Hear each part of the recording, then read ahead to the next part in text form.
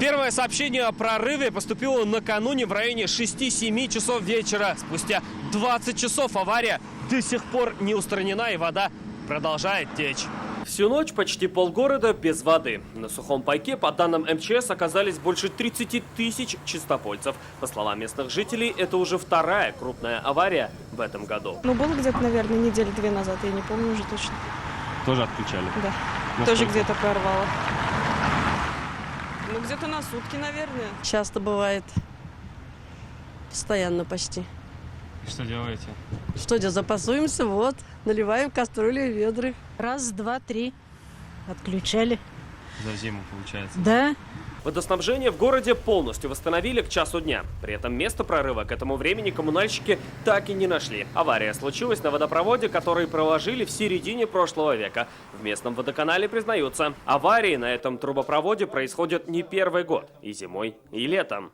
Ежегодно на этом участке аварии случается. Менять есть необходимость. Но для того, чтобы менять этот микрорайон, скажем, именно в этом месте, опять надо город закрывать примерно на неделю, без воды оставить надо. И средства мы найдем, все остальное. Весь вопрос скандал народа. Значит, что такое? В исполкоме о проблеме знают, только заменить не смогли. С одной стороны, Чистопольский водоканал – частная компания, с другой – просто не было финансирования, говорят здесь. Да, есть обращение к президенту, оно одобрено.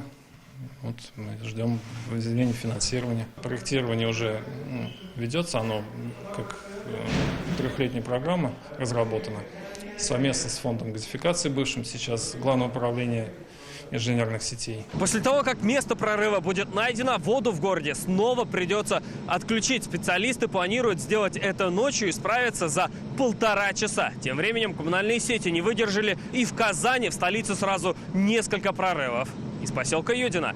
Айгуль Бадрудинова. Да, действительно, сегодня этот детский сад номер 243 в поселке Юдино не смог принять детей, так же, как и вчера. 142 ребенка не попали в учреждение. Как нам здесь объяснили, отопление работает, но нет воды. Работы по устранению причин ведутся здесь уже 2 дня. С 8 вечера, насколько мне известно, до 2 часов ночи. То есть они вели работы, то есть и работы до сих пор продолжаются.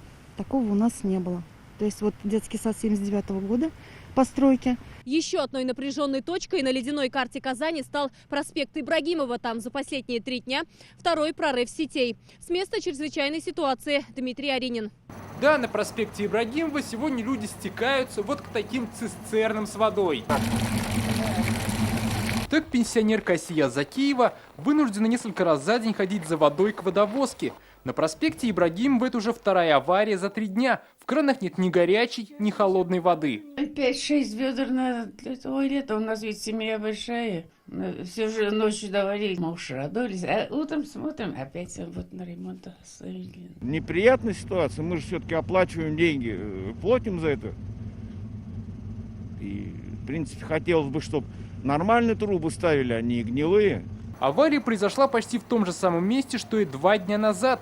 Сегодня здесь опять аварийные службы водоканала. На время работ от водоснабжения снова отключили те же 12 жилых домов. Работы ведутся непрерывно. Бригадами МУП «Водоканал» произведено технологическое переключение во избежание отключения большего количества абонентов. Приблизительное окончание производства работ – вечер сегодняшнего дня. Причина аварии – ветхость данного водопровода. То, что в жилищно-коммунальном хозяйстве республики накопились проблемы, констатировали еще месяц назад на коллегии Минстроя. Как казалось, 3 сетей вода и теплоснабжения нуждаются в замене. Тогда и накануне уже на сессии Казгордумы Рустам Минниханов указал, что коммунальщики не должны экономить на своих инвестпрограммах. Особенно этот год показал, что износ коммунальных сетей, у нас достаточно много случаев по тепловодам, по водоводам.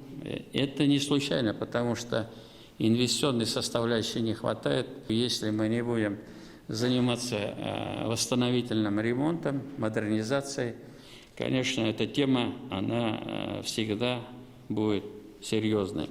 Отметим, что с начала этого отопительного сезона в Татарстане произошло уже более 1000 инцидентов и аварий. Большая часть связана с водоснабжением. Дмитрий Аринин, Айгуль Бадрудинова, Салават Мухаммадуллин, Данил Филатов, ТНВ, Казань, Чистополь. Закажи рекламу на ТНВ. Телефон в Казани 5 705 100.